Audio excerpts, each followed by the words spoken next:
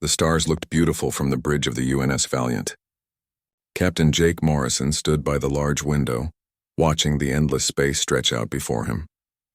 His ship was on patrol duty far from Earth. 3 years had passed since humans joined the big group of alien species called the Galactic Coalition. It had not been easy for humans to fit in with all these strange new friends. Jake was 42 years old. He had fought in many wars back on Earth before coming to space. His face showed the lines of a man who had seen too much fighting, but his eyes were still sharp and clear. He was a good captain and his crew trusted him completely. The bridge was quiet. The night shift was working at their stations. Everything seemed peaceful. Then suddenly a voice broke the silence. Lieutenant Maya Rodriguez sat at the communications desk. Her fingers moved fast across the glowing screen in front of her. She looked worried. Maya was young, only 26, but she was very good at her job. She had been with Jake for 2 years now. "Captain, we have a problem," Maya said. Her voice was tense. "I am getting a distress call. Someone needs help badly. It is coming through on the emergency channel that all coalition ships use." Jake turned away from the window fast. His military training kicked in immediately. "Let me hear it," he ordered. Maya pressed a button. The speakers in the bridge came to life. A high voice filled the room. The speaker sounded terrified. The voice was shaking with fear. "This is the trading ship Gentle Sunrise. We belong to the Xantharian mercantile fleet. We are under attack. The Krell raiders are shooting at us. Our shields are breaking. Many of my crew are hurt. Some are dead. Please, if anyone can hear this message, we need help right now. We need it fast. Our location is..." Then the message turned into static noise. After a few seconds, it stopped completely. The bridge was silent again. But now it was a different kind of silence. Everyone was thinking the same thing. Someone out there was dying. "How far away are they?" Jake asked quickly. He was already walking toward his command chair in the center of the bridge. Lieutenant Kyle Bennett was sitting at the navigation station. He was a big man with steady hands. He had been flying ships for 15 years. His fingers moved over his controls as he checked the numbers. "They are 43 light minutes from our position, sir," Kyle said. "If we go as fast as we can reach them in about 90 minutes. 90 minutes, Jake repeated. That was a long time when people were dying. Every second counted in a situation like this. Commander Lisa Palmer stepped closer to Jake. She was his second in command. Lisa was smart and careful. She always made sure they followed the rules. Her face looked troubled now. "Captain," Lisa said quietly, "the coalition has rules about this. We are supposed to call the regional security forces first. This area is not really our responsibility. We are outside our normal patrol zone." Jake knew she was right. He had read all those rules. Page after page of boring procedures. The coalition cared more about who had permission to do what than about saving lives. It made him angry, but he kept his voice calm. "How long before coalition forces can get there?" he asked. Lisa checked her tablet computer. She looked at the numbers and her frown got deeper. "The nearest coalition patrol ship is at least 4 hours away. Maybe more." 4 hours, Jake said. The words hung in the air. Everyone on the bridge knew what that meant. In 4 hours, the Xantharian ship would be destroyed. Everyone on board would be dead. The Krell raiders did not take prisoners. They killed for fun and profit. Jake looked around at his crew. He saw the same thought in all their eyes. The Xantharians were good people. They were peaceful traders who had never hurt anyone. When humans first joined the coalition, the Xantharians had been kind and welcoming. They had helped humans learn the ways of space. They had been friends when humanity needed friends. "Sir," Maya spoke up. Her voice was soft but clear. "The Xantharians were some of the first aliens to be nice to us. They helped us when we were new to all this. They have always been good to humans." Jake made his decision. It was not a hard choice. He knew what was right. Rules could wait. Lives could not. "Sound the alarm. All crew to battle stations," Jake ordered. His voice was strong and clear. "Everyone prepare for combat. Kyle, set a course for those coordinates. Take us there as fast as this ship can go." "Yes, sir," Kyle said. He could not hide the satisfaction in his voice. The whole crew felt the same way. They were going to help. Lisa moved closer to Jake. She lowered her voice so only he could hear. "Jake, you know this could cause trouble." "We are breaking coalition protocols. Command will ask difficult questions about this." "Let them ask," Jake replied. His voice was hard. I will be happy to explain why I chose to save lives instead of following their stupid paperwork. Maya, send a message to Coalition Command. Tell them we are responding to the distress call. Tell them we are using our right of emergency intervention.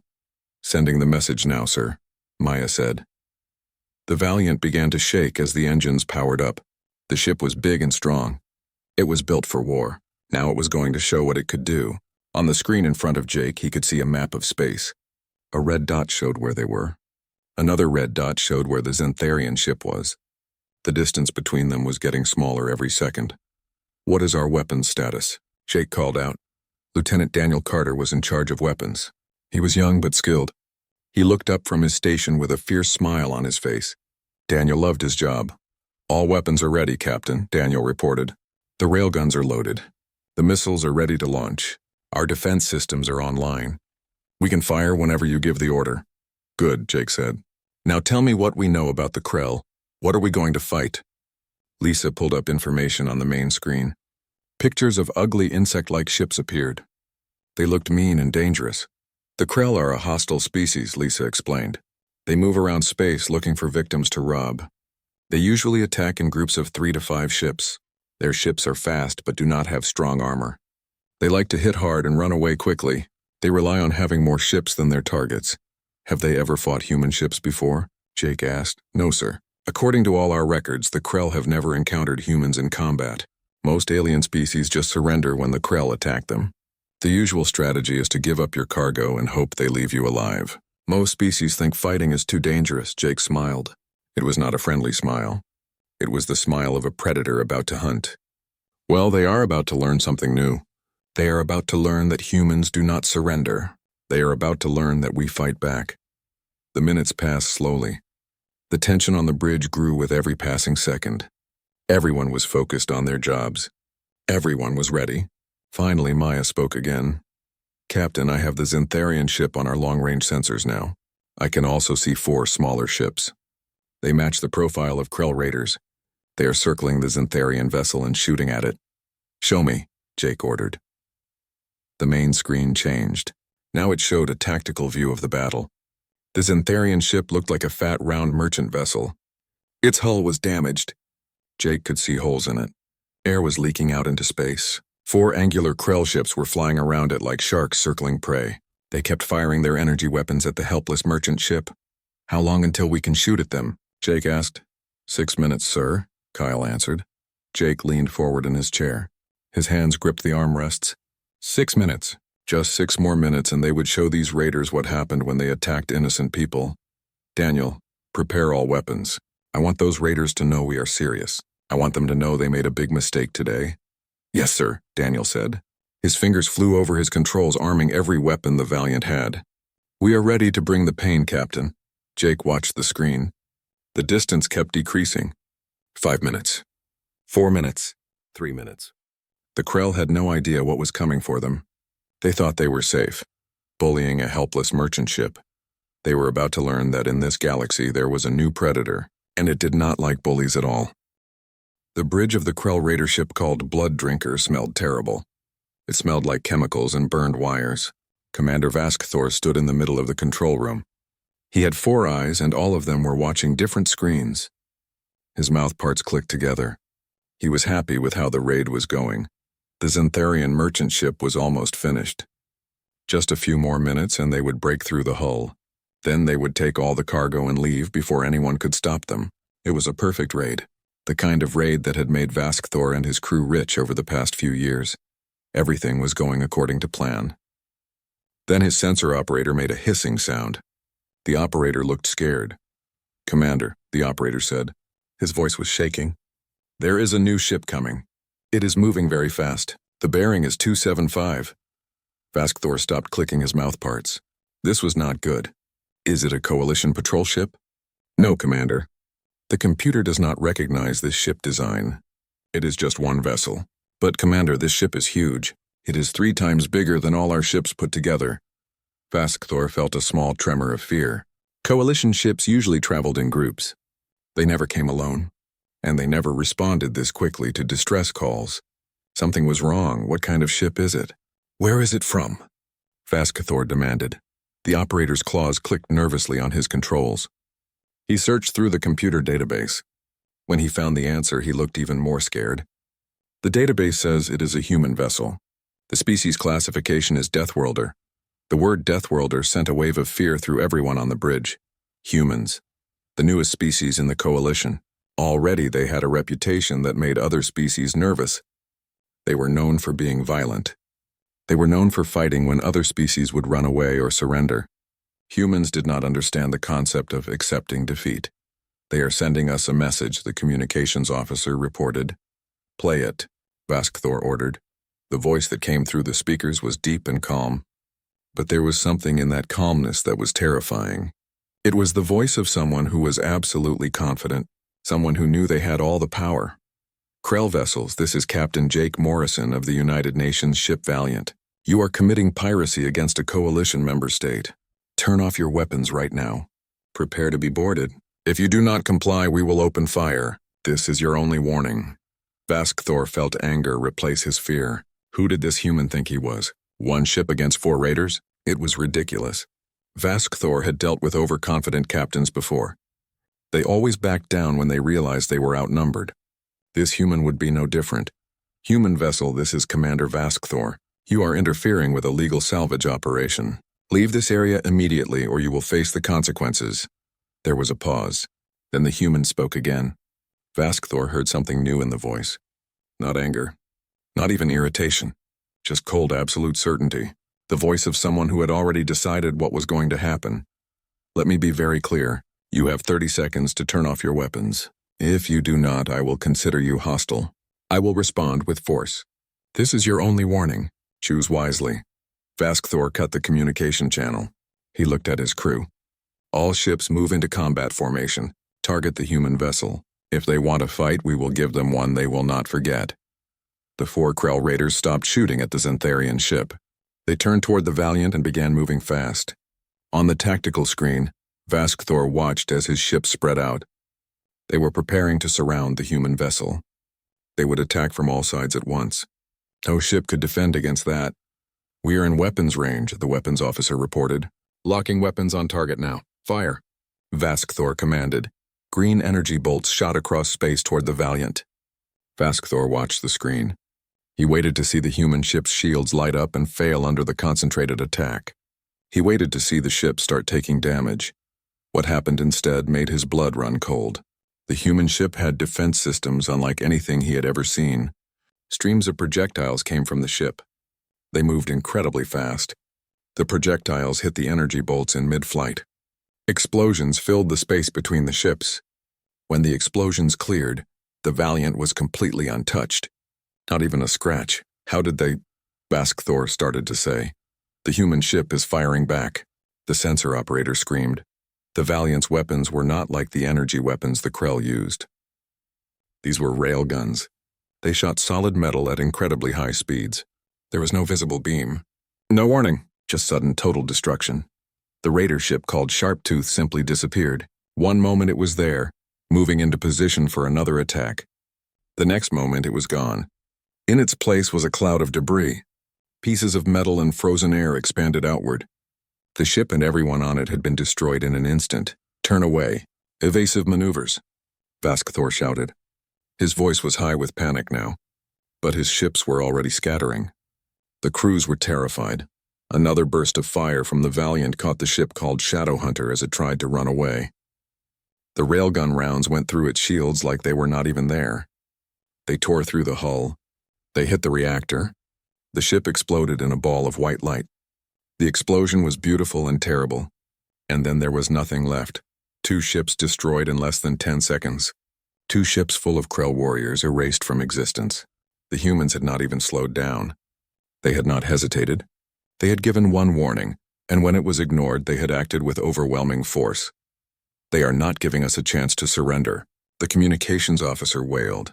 His voice was full of fear, but Vaskthor understood now. He understood with terrible clarity. The humans had given them a chance.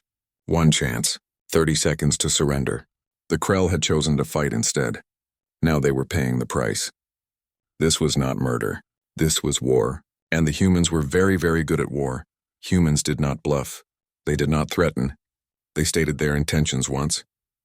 If you ignored them, they acted with total commitment.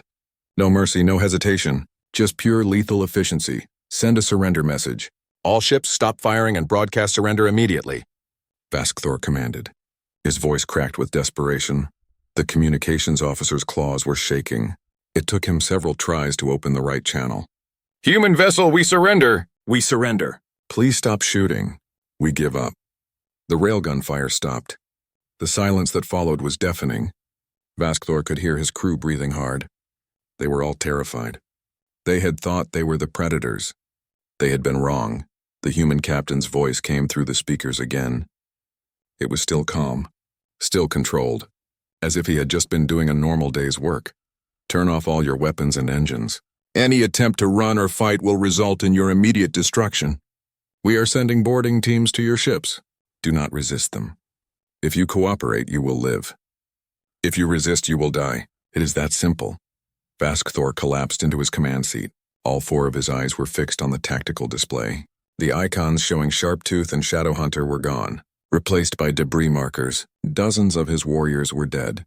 Dead because he had been too proud to surrender. Dead because he had underestimated the humans. Do what they say, Vaskthor whispered. Turn off everything. Do not give them any reason to shoot again. His crew obeyed instantly. One by one, the systems on the blood drinker went dark. The weapons powered down. The engines stopped. They were helpless now, completely at the mercy of the humans. Vaskthor had raided hundreds of ships in his career. He had terrorized countless species. He had always won because his victims were weak and afraid. But today he had learned a hard lesson.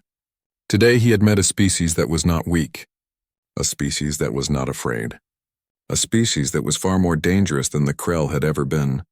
The humans were from a death world, a planet so dangerous that it had forged them into perfect warriors. They had evolved fighting predators and disasters that would have killed any other species. They knew violence in a way that the Krell, for all their raiding, could never match. And worse, the humans had something the Krell lacked. They had purpose. They did not fight for profit or pleasure. They fought to protect the innocent. That made them infinitely more dangerous. A warrior who fights for greed might be negotiated with. A warrior who fights for justice will never stop. Vaskthor heard the sound of docking clamps attaching to his ship. The humans were boarding. He straightened himself in his seat. He would face them with whatever dignity he had left. He had lost this battle. He had lost it the moment he chose to fight instead of surrender. The door to the bridge opened. Human soldiers came in. They wore armor and carried weapons. Their faces were hidden behind helmets. They moved with precision and confidence. These were professional warriors, not pirates or thugs. Real military, Commander Vaskthor, one of the humans said. The voice came through a speaker in the helmet. You and your crew are under arrest for piracy, attempted murder, and violations of coalition law. You will come with us peacefully. Vaskthor stood up slowly. He raised his claws in a gesture of submission. We will not resist, he said quietly. As the humans led him and his crew off the bridge, Vaskthor looked back one last time at his comma. The rescue operation moved like clockwork. Within 20 minutes of the Krell surrender, the Valiant had sent emergency repair teams to the Gentle Sunrise. Medical workers moved quickly through the damaged sections of the ship. They treated the wounded Xantharians with skill and care. Every human crew member knew their job and did it well. Captain Jake Morrison stood in the shuttle bay of the Valiant. He watched as the captured Krell raiders were brought onto his ship. Armed guards surrounded the prisoners. The aliens looked very different now. They no longer looked dangerous. Their mouths drooped low. Jake had learned this was how the Krell showed defeat. Commander Lisa Palmer walked up to Jake. She held a tablet computer in her hand. Her face was serious. Captain, I have the casualty report from the Gentle Sunrise. 12 crew members are dead. 23 are wounded. Their engineering section was hit the worst. Without our help, they would have lost all their air within an hour. Everyone would have died. Jake nodded slowly. 12 lives lost. It was terrible, but if they had waited for coalition forces, hundreds would have died. Still, 12 deaths weighed heavily on his mind. Those 12 had families, friends, people who would mourn them.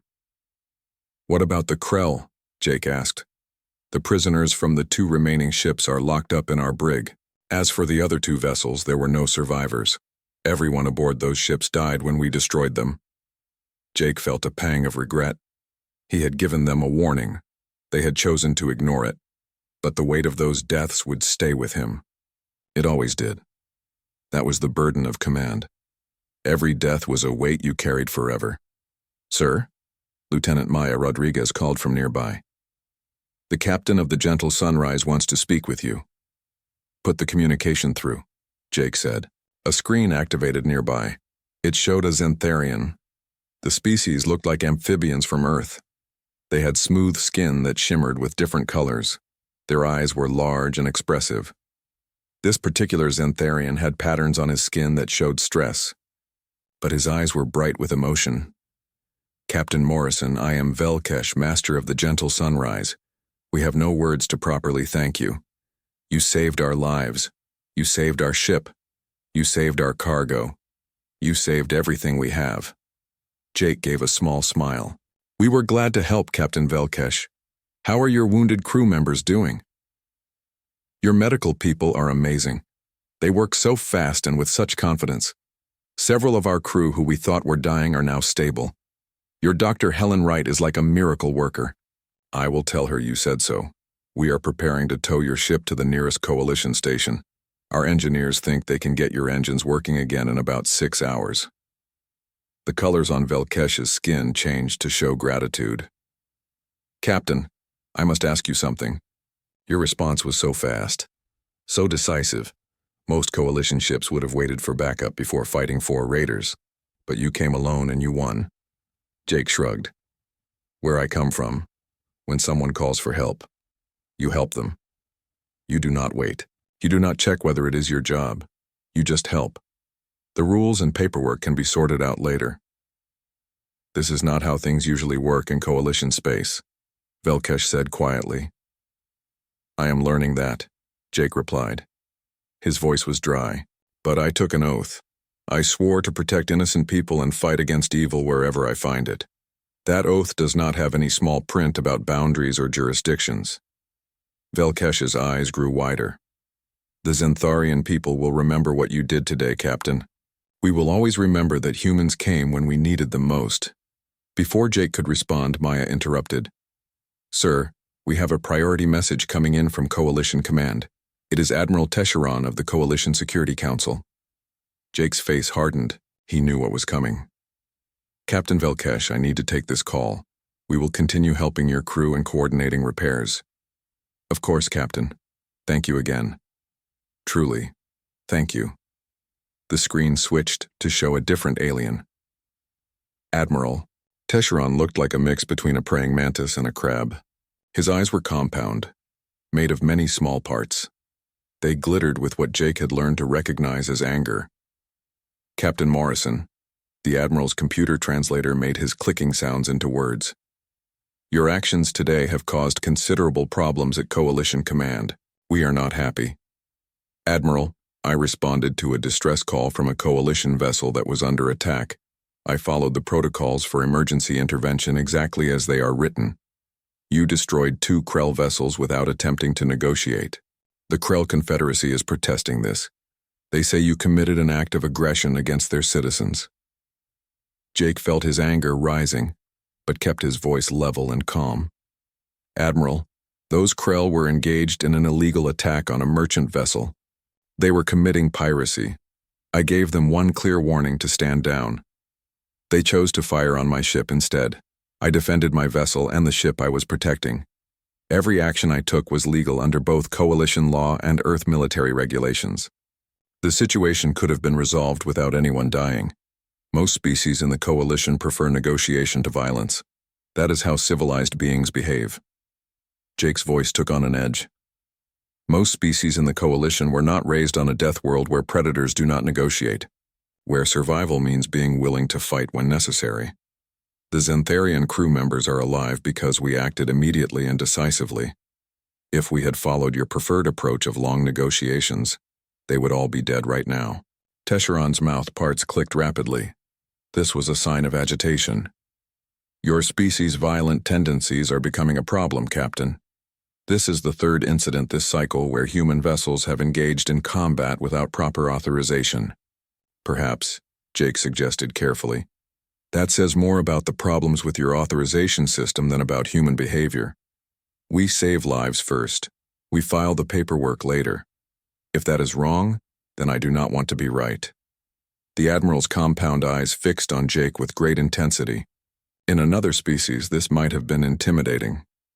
You are dangerously close to insubordination, Captain. You need to watch your words. With all due respect, Admiral, I serve the principles of the Coalition Charter. That charter explicitly states that all member species have an obligation to help vessels in distress. I fulfilled that obligation. If Coalition Command has a problem with that, they can file a formal complaint with Earth Defense Command. I am sure Ambassador Victoria Chen would be very happy to discuss this matter with you. There was a long silence. Finally, Tesheron spoke again. His tone was slightly less hostile now. Your ambassador has indeed been in contact with us. She made it very clear that Earth will strongly defend the actions of its military people when they act to save lives. Ambassador Chen is a wise woman, Jake said. She is also extremely persistent and difficult to argue with, Tesheron said. Jake thought he detected what might have been grudging respect in the Admiral's tone. Very well, Captain. Your actions will be recorded as justified under emergency protocols. However, I strongly recommend that in the future, you try to minimize casualties when possible. I always try to minimize casualties, Admiral, but I will never put the lives of criminals ahead of the lives of innocent people. Not ever. That attitude will cause you problems one day, Captain. Maybe so, Jake replied, but I will sleep well at night knowing I did the right thing. The Admiral ended the communication without another word. The screen went dark. Jake stood there for a moment, processing the conversation. Lisa walked over to him. That went better than expected, she said. Only because Ambassador Chen already fought that battle for us. She probably spent hours arguing with the Coalition Council. She is good at her job, Lisa agreed. Jake, do you think we did the right thing? Jake looked at her steadily. 12 Xantharians died today. That is 12 too many. But without our intervention, hundreds would have died. Yes, Lisa, we did the right thing. We will always do the right thing, even if it means breaking some rules. The other species do not understand us, Lisa said quietly.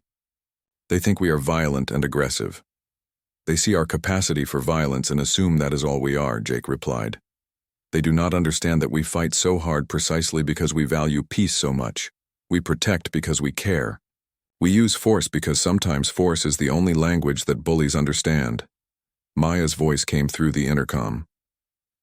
Captain, we are receiving another communication. This one is from the Xantharian Mercantile Federation. They are requesting to speak with you directly. Jake and Lisa exchanged a glance. Send it through to my office, Jake said. Lisa, come with me.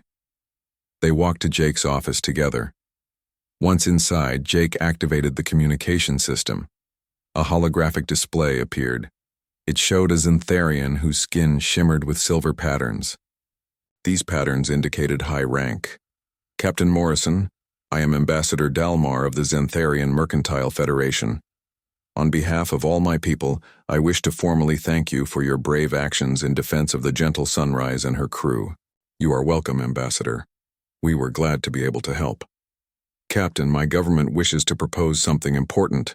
We want to create a formal alliance between the Xantharian Federation and Earth. We have long sought partners who share our values. Partners who believe in protecting commerce and defending innocent people.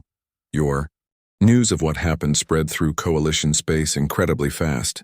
Within just a few days, every trading post and government office across hundreds of worlds was talking about it. The story was simple but powerful. A human warship had destroyed 2 Krell raiders and saved the Xantharian merchant ship Gentle Sunrise. The galaxy was taking notice of humanity. On the Krell homeworld of Vasktar, the Confederacy leaders called an emergency meeting. The clan leaders appeared as holographic projections. They filled the chamber with their images. Their mouthparts clicked and clacked as they argued with each other. The debate was heated and angry. Warlord Kreshathar was furious. All 4 of his eyes blazed with anger as he spoke. This cannot be allowed to stand. 2 of our ships were destroyed without mercy. The humans must answer for this aggression. We must make them pay. Elder Matriarch Vesikara was the oldest and wisest of all the clan leaders. She raised one claw high.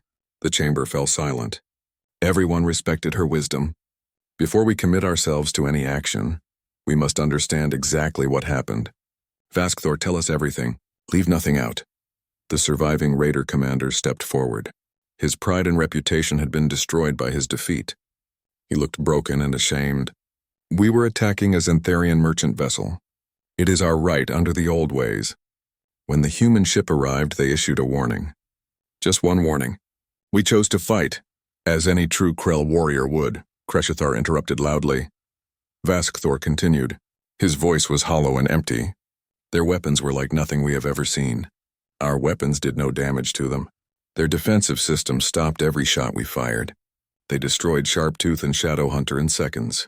Not minutes, seconds. We had no chance at all. It was not a battle. It was an execution. The chamber fell completely silent. The Krell prided themselves on being warriors. They thought they were the most dangerous species in space. To hear one of their commanders describe such a complete and one-sided defeat was shocking. It was almost impossible to believe. They gave you a warning, Vesikara said quietly. This is more than most coalition species would do. They could have destroyed all your ships instantly.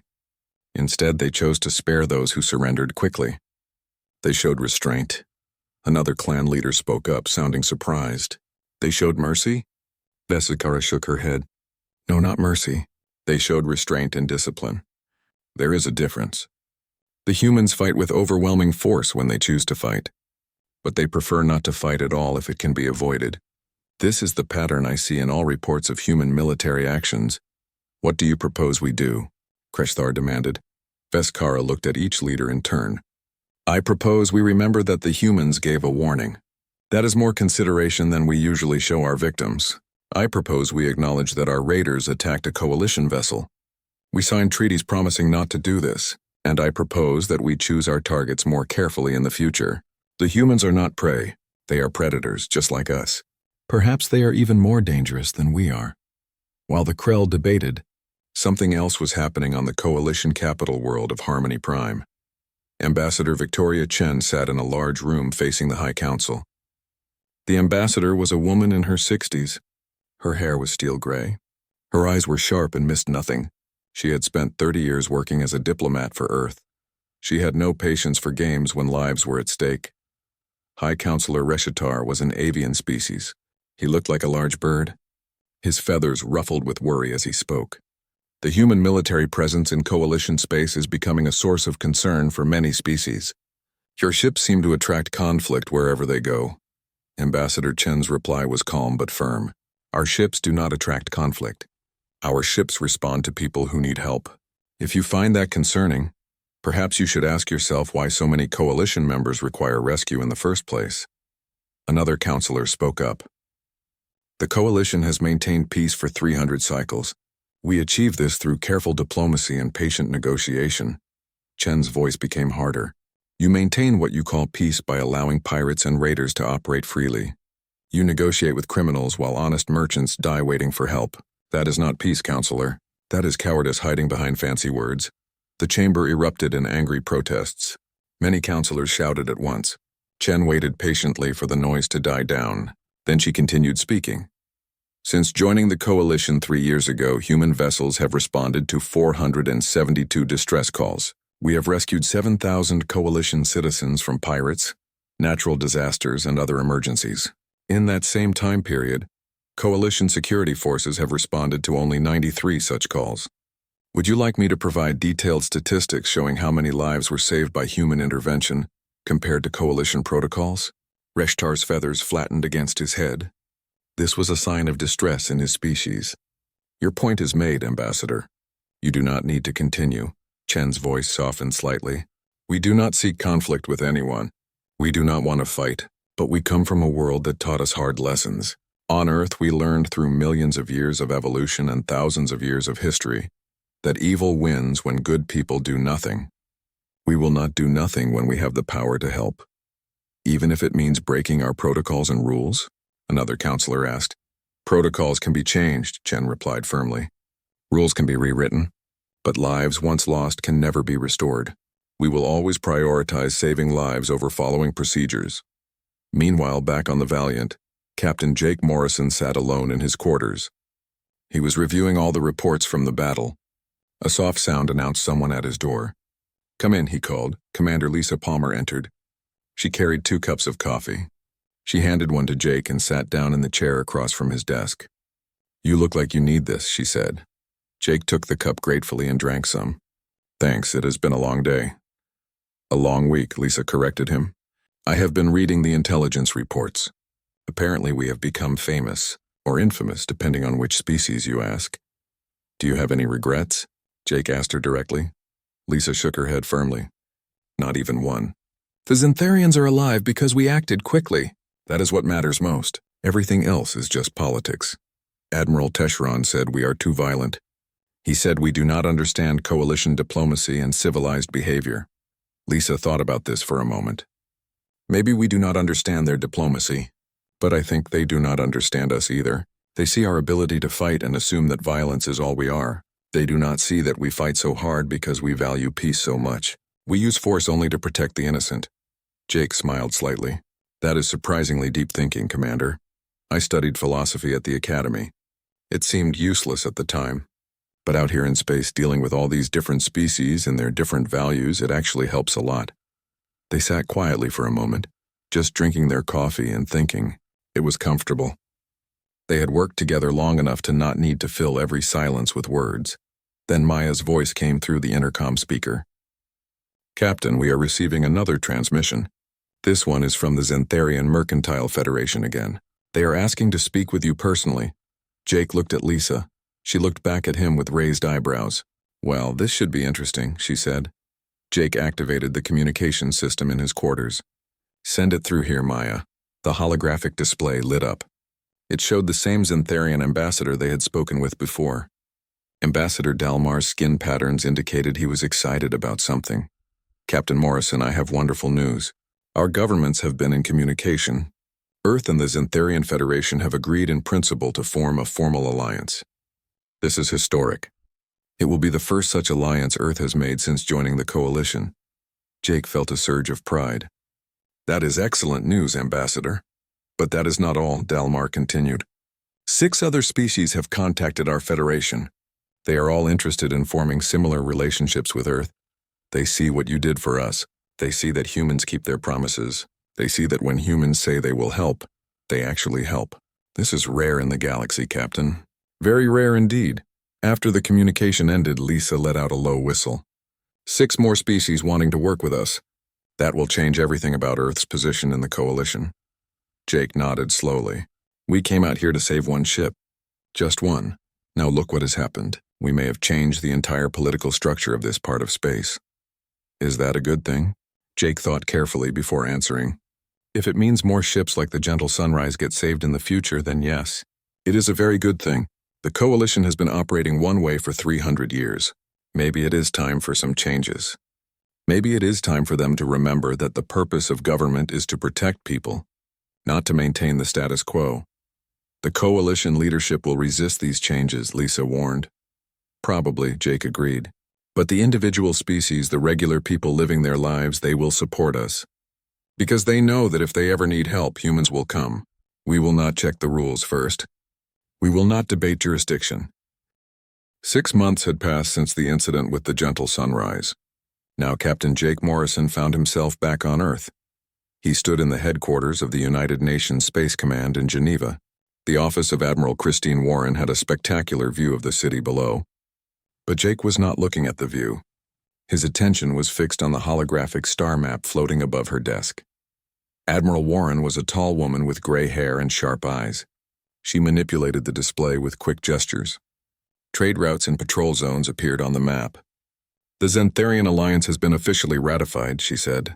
"It is the first formal alliance Earth has entered since joining the coalition. And Captain Morrison, it happened largely because of you."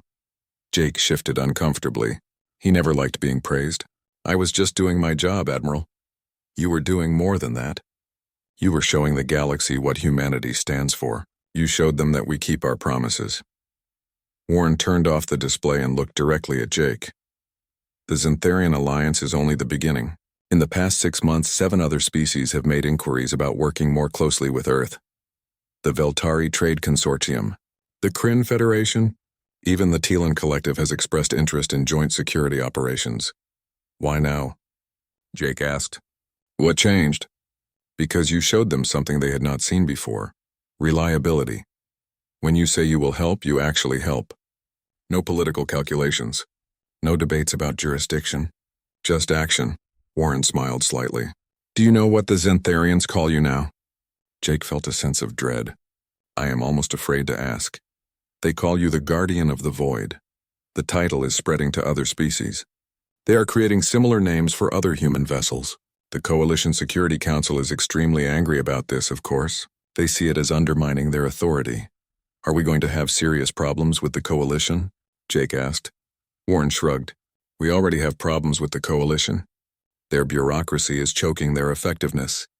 More importantly, they have forgotten that the purpose of government is to serve and protect citizens, not to maintain the system itself. But here is what matters, Jake. We are not trying to replace the Coalition. We are trying to remind them of their own principles. We want to show them what they should be doing, by breaking their rules, by following a higher principle, the principle that says innocent lives matter more than paperwork. Warren leaned forward. Her expression became intense. Captain, I am reorganizing our fleet structure. I am creating a new rapid response force, ships specifically designed and tasked with emergency intervention anywhere in Coalition space. I want you to lead this force. Jake felt his heart rate increase. How many ships are we talking about? 20 to start. That includes the Valiant. More will be added as they come off the production lines. You will have the best crews, the fastest ships, and complete authority to respond to distress calls without waiting for approval from Coalition Command. Basically, what you have been doing anyway will now be official policy. The Coalition will hate this, Jake said. Some of them will, but many Coalition citizens will love it, and more importantly, they will be alive to express their opinions. Warren stood up and extended her hand. What do you say, Admiral Morrison? Jake stood as well. He took her hand and shook it firmly. I say, let us go save some lives, Admiral. 3 weeks later, the newly promoted Admiral Jake Morrison stood on the bridge of the Valiant. Through the large viewport, he watched as 19 other vessels assembled in orbit around Earth. 20 ships in total. Each one represented humanity's commitment to protecting those who could not protect themselves. Each one was a promise that help would come when needed. Commander Lisa Palmer stood at her usual station. She wore the insignia of a full commander now. She was Jake's executive officer for the entire fleet. All ships report ready, sir, she announced. Lieutenant Rodriguez, open a channel to all ships in the fleet, Jake ordered. Maya worked her controls. Channel open, Admiral. Jake took a deep breath. He looked out at the assembled warships, ships that would carry his orders across the galaxy, ships that would save lives. This is Admiral Morrison to all ships of the First Response Fleet.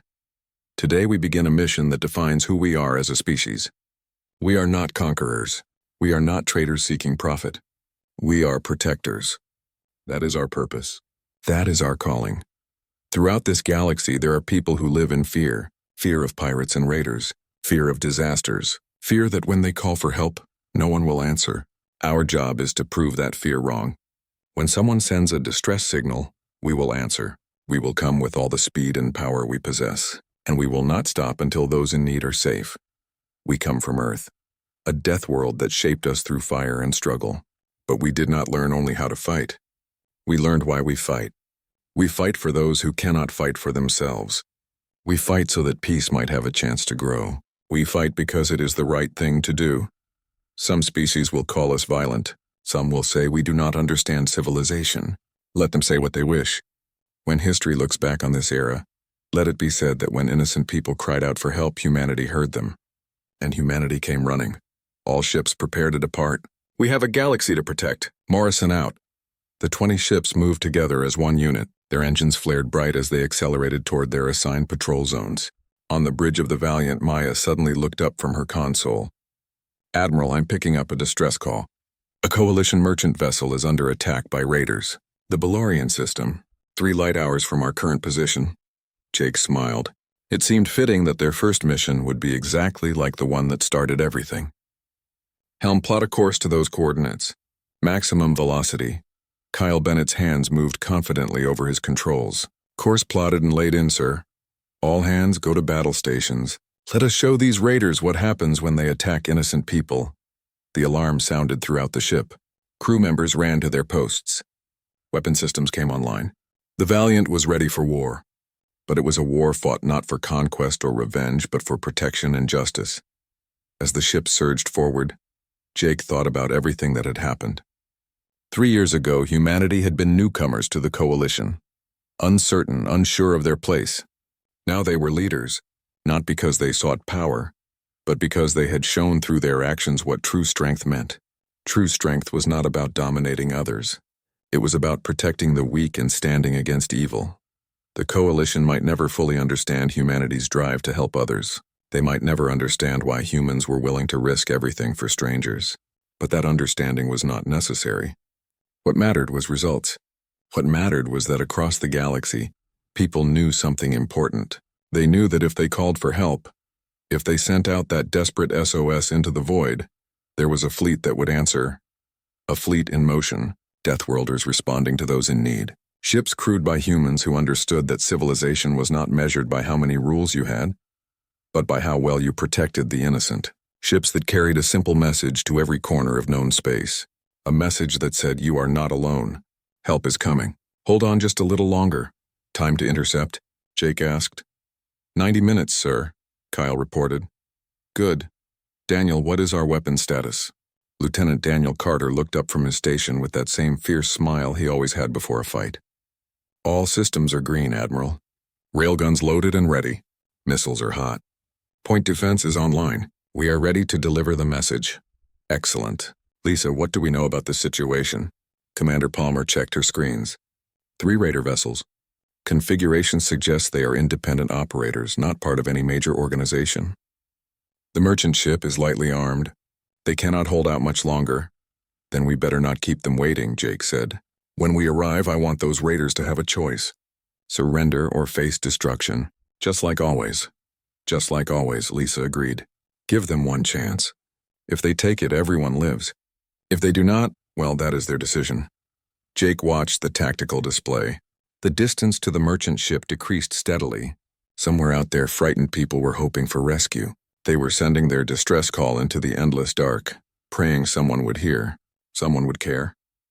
Someone would come, and someone was coming. 20 ships, hundreds of trained warriors, all dedicated to one simple purpose: to protect, to serve, to ensure that in this vast and often dangerous galaxy, justice and compassion still meant something. The humans were from a death world, a planet that had tried to kill them for millions of years. But that harsh upbringing had not made them cruel. It had made them strong. It had made them survivors. And most importantly, it had taught them to value life, to fight for it, to protect it at any cost. That was the human difference. That was what made them special in a galaxy full of species that had forgotten how to stand up for what was right. Humans remembered. And they would never stop coming. Never stop fighting. Never stop protecting those who needed protection. 60 minutes to intercept, Kyle announced. Jake settled into his command chair. Good, hold course and speed. Let us go do what we do best. 1 year had passed since Admiral Jake Morrison took command of the first response fleet. The change in the galaxy had been remarkable. Human ships had become a common sight across Coalition space. Their reputation had grown with every successful rescue, every intervention, every life saved.